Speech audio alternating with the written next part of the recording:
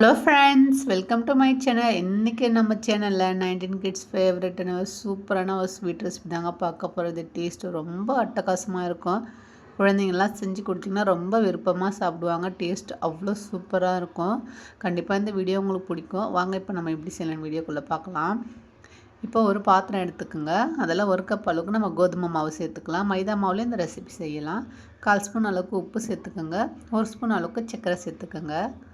வாசனைக்கு 1/4 ஸ்பூன் அளவுக்கு ஏலக்காய் தூள், 1 ஸ்பூன் அளவுக்கு நெய் சேர்த்துக்குங்க. நெய் சேர்க்குறது நல்லா சாஃப்டாக இருக்கும். உங்களுக்கு தேவைன்னா நீங்கள் எண்ணெய் கூட சேர்த்துக்கலாம். இப்போ சேர்த்துட்டு நல்லா கலந்து விட்டுக்கலாம். எல்லாத்தையும் நல்லா கலந்து விட்டு நம்ம தண்ணி சேர்த்து கொஞ்சம் கொஞ்சமாக நம்ம சப்பாத்தி மாவு பதத்துக்கு நம்ம பிசைஞ்சு எடுத்துக்கலாம். நல்லா பிசைஞ்சு விடுங்க. இப்போ இதில் ஒரு 2 ஸ்பூன் அளவுக்கு அரிசி மாவு சேர்த்துக்கலாம். இது ஃபஸ்ட்டே சேர்க்க வேண்டியது தான், நான் மறந்துட்டேன். அதனால் இப்போ சேர்த்துக்கிறேன். இப்போ கூட கொஞ்சமாக தண்ணி சேர்த்து நம்ம நல்லா சப்பாத்தி மாவு பதத்துக்கு நல்லா சாஃப்டாக பிசைஞ்சு எடுத்துக்கலாம். நல்லா பிசைஞ்சு எடுத்துக்கோங்க. நான் வீட்டில் குழந்தைங்களாம் செய்கிறதுனால நான் கோதுமை மாவில் செய்கிறேன். பாருங்கள், இந்த மாதிரி நல்லா கொஞ்சம் திக்காகவே நல்லா பிசைஞ்சு எடுத்துக்கோங்க. இப்போ இது மேலே கொஞ்சமாக ஆயில் சேர்த்து நல்லா மேலே ஸ்ப்ரெட் பண்ணி அப்படியே மூடி போட்டு ஒரு 1/2 அன் ஹவர் அப்படியே விட்டுருங்க. இப்போ பாருங்கள், ஒரு 1/2 மணி நேரம் போல் நல்லா ஆயிடுச்சு. இப்போ சின்னதாக ஒரு நெல்லிக்காய் சின்ன நெல்லிக்காய் சைஸில் கொஞ்சமாக மாவு எடுத்துக்கோங்க. எடுத்துகிட்டு இந்த மாதிரி 2 கையை வச்சுட்டு நல்லா அந்த மாதிரி நீட்டாக நம்ம ஊற்றி எடுத்துக்கலாம். பாருங்கள், திரும்பவும் கொஞ்சம் மாவு எடுத்து இந்த மாதிரி நீட்டாக நம்ம எல்லா மாவையும் நான் ரெடி பண்ணி வச்சுக்கலாம். பாருங்கள், இப்போ எல்லா மாவையும் நான் ரெடி பண்ணி வச்சுருக்கேன். இப்போ நம்ம இது எண்ணெயில் சேர்த்து பொரித்து எடுத்துக்கலாம். இப்போ பேனில் எண்ணெய் சேர்த்து வச்சுருக்கேன். எண்ணெய் பார்த்திங்கன்னா மிதமான சூட்டில் இருக்குது. இப்போ ஒன்று ஒன்றா சேர்த்து நம்ம பொரித்து எடுத்துக்கலாம்.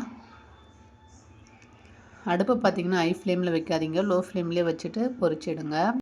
அடுப்பு தீயை நல்லா குறைச்சி வச்சுட்டு நல்லா பொரித்து எடுத்துக்கோங்க. அப்போ தான் நல்லா கிறிஸ்பியாக இருக்கும். ஒரு நிமிஷத்துக்கு அப்படியே விடுங்க, கிளறி விடாமல்.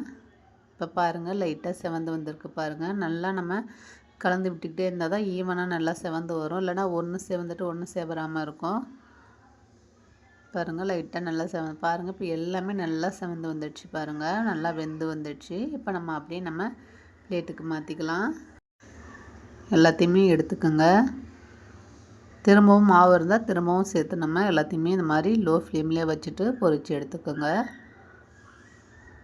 பாருங்கள், இந்த அளவுக்கு வந்திருக்கு. இப்போ நம்ம இது அப்படியே இருக்கட்டும். இப்போ ஸ்டவ்வில் ஒரு பேன் வச்சுக்கோங்க. நம்ம மாவு எடுத்த அதே கப்பில் 3/4 கப் அளவுக்கு வெல்லம் சேர்த்துக்குங்க. உங்களுக்கு விருப்பம் இருந்தால் சர்க்கரையில் கூட செய்யலாம். இப்போ இதில் 1/4 கப்புக்கு கம்மியாக கொஞ்சமாக தண்ணி சேர்த்து நல்லா கொதிக்க விட்டுக்குங்க. இப்போ பாருங்கள், வெல்லம் எல்லாம் நல்லா கரைஞ்சி நல்லா கொதிக்குது பாருங்கள். நல்லா திக்காக கொதிக்கணும்.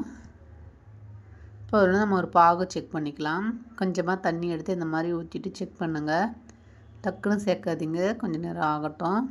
இப்போ சேர்க்கலாம். பாருங்கள், இது மாதிரி நம்ம சேர்க்க சொல்ல ஒன்று சேர்ந்து வரணும். கையில் எடுத்தால் நம்மளுக்கு உருட்டை வரணும். இப்போ கையில் எடுத்து உருட்டை வந்துடுச்சுன்னா அது கரெக்டான பதம். இப்போ நம்ம எல்லாத்தையும் சேர்த்துக்கலாம். பொரித்து வச்சுருக்கிறத சேர்த்துட்டு நம்ம எல்லாத்தையும் இப்போ ஸ்டவ் ஆஃப் பண்ணிவிடுங்க. நல்லா சூடாகவே சேர்த்துட்டு ஸ்டவ் ஆஃப் பண்ணிங்கன்னா கரெக்டாக இருக்கும். இப்போ இது ஒரு 5 மினிட்ஸ் அப்படியே இருக்கட்டும். இப்போ பாருங்கள், ஒரு 5 மினிட்ஸ் ஆகிடுச்சு. இப்போ நம்ம ஒரு ஸ்பூன் வச்சுட்டு எல்லாத்தையும் தனித்தனியாக ஒரு பிளேட்டில் மாற்றிக்கலாம். ஒரு 10 நிமிஷம் விட்டிங்கன்னா இந்த மாதிரி தனித்தனியாக கிடைக்கும். டேஸ்ட்டு ரொம்ப சூப்பராக இருக்குங்க. ஸ்கூல் விட்டு வர குழந்தைங்களாம் இந்த மாதிரிலாம் செஞ்சு கொடுத்திங்கன்னா குழந்தைங்க விருப்பமாக சாப்பிடுவாங்க. வீட்டில் பெரியவங்களுமே நல்லா விரும்பி சாப்பிடுவாங்க. அவ்வளோதாங்க ஃப்ரெண்ட்ஸ். இந்த வீடியோ உங்களுக்கு பிடிச்சிருந்ததுன்னா வீடியோவை ஷேர் பண்ணுங்கள், கமெண்ட் பண்ணுங்கள், சப்ஸ்கிரைப் பண்ணிவிடுங்க. தேங்க்ஸ் ஃபார் வாட்சிங்.